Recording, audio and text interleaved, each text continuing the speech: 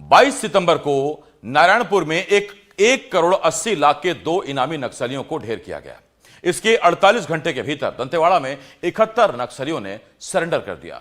क्या छत्तीसगढ़ में नक्सलवाद अपनी अंतिम सांसें गिन रहा है? क्या छत्तीसगढ़ में नक्सलवाद के खात्मे की तारीख करीब आ गई है? पूरी डिटेल इस रिपोर्ट में देखिए।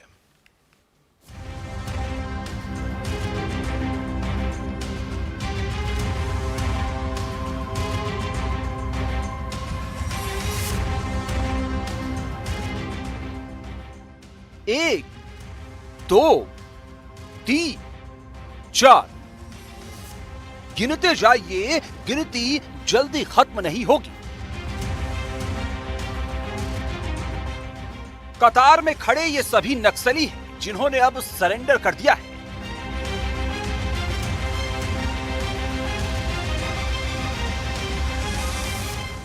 यहां एक दो नहीं बल्कि 71 नक्सली लाइन लगाकर खड़े हैं।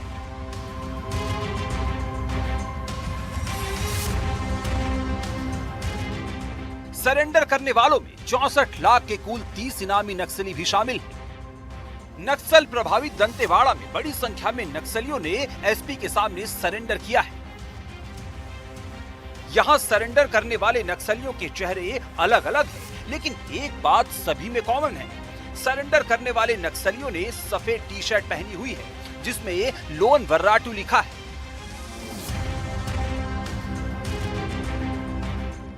अब ये लोन वर्राटू क्या है? सरेंडर करने वाले नक्सलियों के टी शर्ट पर लिखे इस शब्द का मतलब क्या है, ये भी समझ लीजिए। लोन वर्राटू अभियान की शुरुआत जून 2020 में हुई। लोन वर्राटू शब्द गोंडी भाषा से लिया गया है। लोन वर्राटू का अर्थ है अपने घर या अपने गांव लौटाओ। इस अभियान के तहत अब तक 1000 से ज्यादा नक्सली सरेंडर कर चुके हैं। इसमें 250 से ज्यादा इनामी नक्सली भी शामिल हैं। हथियार छोड़ने वाले नक्सली कैसे मुख्यधारा में जुड़ रहे हैं, दंतेवाड़ा से आई ये उसकी सबसे लेटेस्ट तस्वीर है। अब आपको दिखाते हैं कि छत्तीसगढ़ में नक्सलवाद कैसे दम तोड़ रहा है। कफन में लिपटे ये दो शव मोस्ट वांटेड नक्सल लीडर कोसा दादा उर्फ नारायण रेड्डी और राजू दादा उर्फ गुटसा उसेंडी की है। ये दोनों 22 तारीख को नारायणपुर में हुए मुठभेड़ में मार गिराए गए थे। छत्तीसगढ़ में रोज नक्सली मारे जा रहे हैं, लेकिन ये दो डेड बॉडी के लिए क्यों कहा जा रहा है कि अब नक्सलवाद अपनी अंतिम सांसें गिन रहा है? इसे समझने के लिए इन दोनों नक्सलियों की प्रोफाइल को समझना जरूरी है। ये दोनों नक्सली एक एसपी और 123 जवानों की हत्या की साजिश करता रहे हैं। अब आपको बताते हैं कि किस किस हमले में गुटसा और कोसा शामिल रहे हैं। 2009 नारायणपुर में हमला, 27 जवान शहीद हुए। इसमें गुटसा साजिश करता रहा। 2006-7 कच्चापाल में जन अदालत लगाकर 6 ग्रामीणों की हत्या हुई। इसमें कोसा का नाम सामने आया। इसी तरह 2011 में कन्हार गांव बुकिनतोर ब्लास्ट में 4 जवान शहीद हुए। इसमें गुटसा का नाम सामने आया। 2009 में मरकाटोला में एम्बुश में 17 जवान शहीद हो गए। इसमें कोसा का नाम सामने आया। इसी तरह 2020 में सुकमा जोना गुडेम हमले में 22 जवान शहीद हो गए। इसका भी साजिशकर्ता गुटसा को माना गया। 2009 मदनवाड़ा हमले में 27 जवान शहीद हुए। इसमें मुख्य आरोपी कोसा को बताया गया। 2022 में सुकमा टेकल गुडेम हमले में 22 जवान शहीद हो गए थे।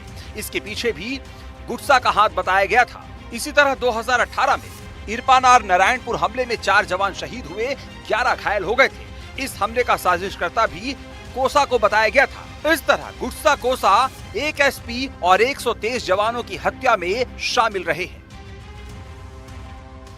गुटसा कोसा इतने खतरनाक नक्सली थे, इतने हिंसक थे कि कहा जाता है कि इनके नाम से पूरा दंडकारण्य कांपता था। पूरे बस्तर में जितने भी बड़े नक्सली हमले हुए उनमें लगभग हर हमले में गुटसा कोसा शामिल रहा। गुटसा कोसा इनामी नक्सली नेता था, लेकिन इन पर इनाम कितना था और किन किन राज्यों ने इन पर इनाम घोषित कर रखा था, ये जानेंगे तो आप भी चौंक जाएंगे। गुटसा कोसा पर छत्तीसगढ़ ने 40 लाख का इनाम घोषित कर रखा था। मध्य प्रदेश सरकार ने इन दोनों पर 15 लाख रुपए का इनाम घोषित किया था। इसी तरह ओडिशा में इन दोनों पर 25 लाख का इनाम घोषित था। वहीं तेलंगाना और आंध्र प्रदेश में भी गुटसा कोसा पर 25 लाख का इनाम घोषित किया गया था। इसी तरह महाराष्ट्र में गुटसा कोसा पर 50 लाख रुपए का इनाम घोषित किया गया था। इस तरह इन दोनों पर 1 करोड़ 80 लाख रुपए का इनाम घोषित था। जिन नक्सलियों पर 1 करोड़ 80 लाख का इनाम घोषित हो, जो 6 राज्यों में मोस्ट वांटेड हो, जिनके हाथ 125 जवानों की हत्या से सने हो, उन नक्सलियों की मौत से ये मैसेज बिल्कुल क्लियर है कि छत्तीसगढ़ में कैसे नक्सलवाद अब अपनी आखिरी सांसें गिन रहा है। अब जो टॉप नक्सली लीडर बचे हैं, बस्तर आईजी ने उनकी लिस्ट भी जारी कर दी है और अब उंगलियों पर बचे कुछ टॉप नक्सल लीडर्स की बारी है। कभी भी किसी भी वक्त अब बचे खुचे नक्सल लीडर के खात्मे की खबर आ सकती है। Bureau report, NDTV.